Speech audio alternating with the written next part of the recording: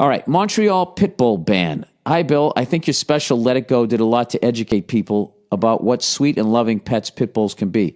I don't have a pit bull myself, but I do not believe in breed-specific legislation or banning certain breeds of dog just because they're more likely to be owned by assholes who will train them to be violent. I live in Ontario where pit bulls are already banned. When Mark Buehrle, Buehrle, how the fuck do you say that? Buehrle, was in the Toronto Blue Jays. You mean on the Toronto Blue Jays? He chose to live alone in Toronto away from his family rather than give up their pit bull. Recently, Montreal Council voted in favor of a bill to ban new pit bulls and other dangerous breeds, as well as impose strict regulations on pit bulls already living in the city, including muzzling.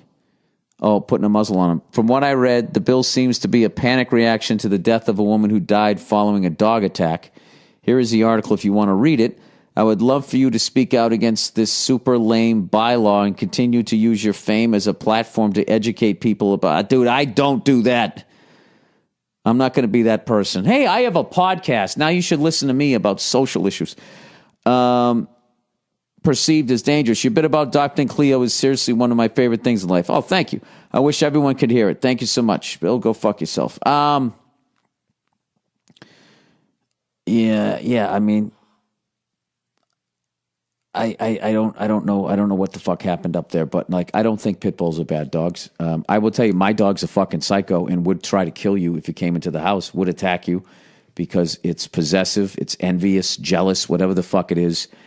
And my dog is dangerous.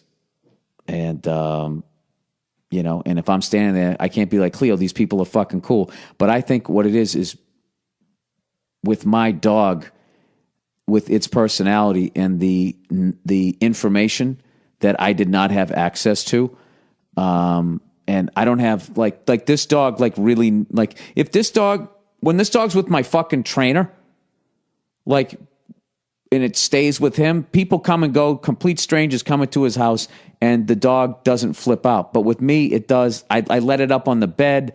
I fucking snuggle with the thing and shit. It thinks it's on the same level as me. For whatever reason, it feels like it has to run shit.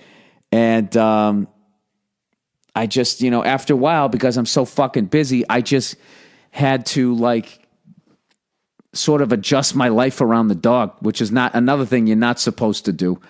But I can walk it down the street. It doesn't go after people. But if someone just walks up to me out of nowhere and starts talking to me, it starts barking. It doesn't growl or show its teeth, but it definitely considers it like a threat. So, but this is the thing. What I've noticed since having this dog is that there are a bunch of dogs that do that of all breeds when I walk down the street. And what I see rather than the dog is I see the owner. And I am not... I made a lot of mistakes with my dog. And whenever my dog passes and I go to get another one, I don't know if I can do it, dude. I don't know if I can not have the dog be up on the fucking bed. I have to be disciplined enough to do it. I actually, when I was in Vancouver one time or Seattle or something, this woman told me, like, she doesn't let her dogs walk on the rug. I come home, she goes, I don't even look at them until I set everything down. They're waiting for her and waiting for her. My dog just gets to do whatever the fuck it wants. And I think that can be, a dangerous thing, the bigger your dog is. So, I what I would actually say is rather than have a pit bull ban, what I would say is if you're going to get a dangerous breed, and a pit bull is a dangerous breed, and all that means, I'm not saying the dog is inherently dangerous. I'm just saying that if your dog goes to bite somebody, like anybody's dog can, the level of damage that a pit bull can do versus if you get bit by a chihuahua, you have to understand, you have to respect what you have. So what I would say, rather than have a pit bull ban,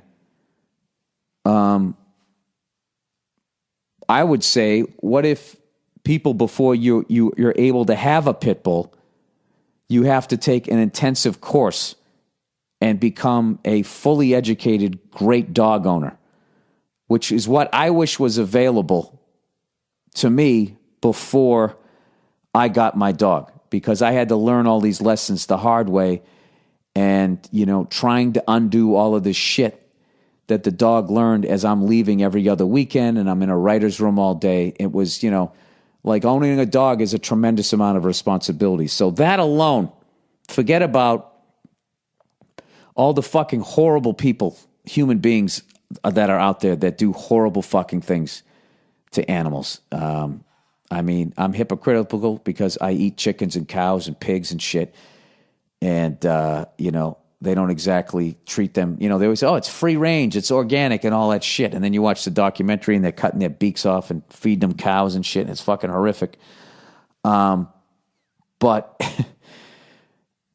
these people who fight dogs and these people who I honestly think there was some case in like New York where this guy he was in an argument with his girlfriend. He snatched the girl's dog out and fucking spiked it on the ground and killed it. And the woman's daughter was in the other room.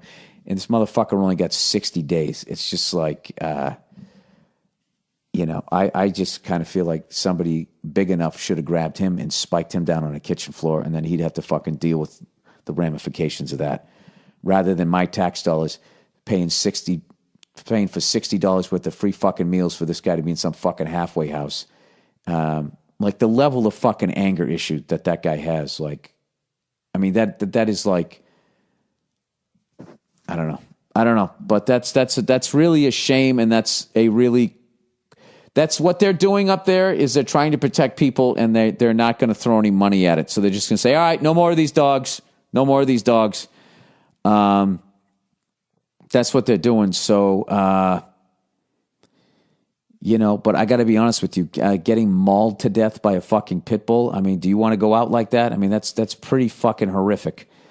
And then also horrific is them then killing every other pit bull out there.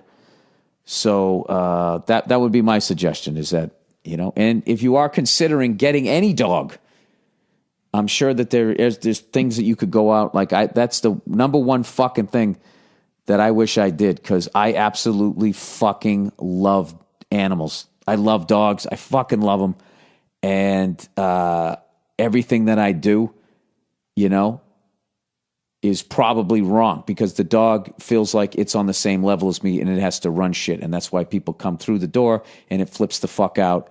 And I have to put I just know how the dog is. What I did, I just adjusted to it. I'm just like, all right, I know I'm having people over, so I just take the dog downstairs and I just keep it in the room downstairs. Nobody even sees the fucking thing.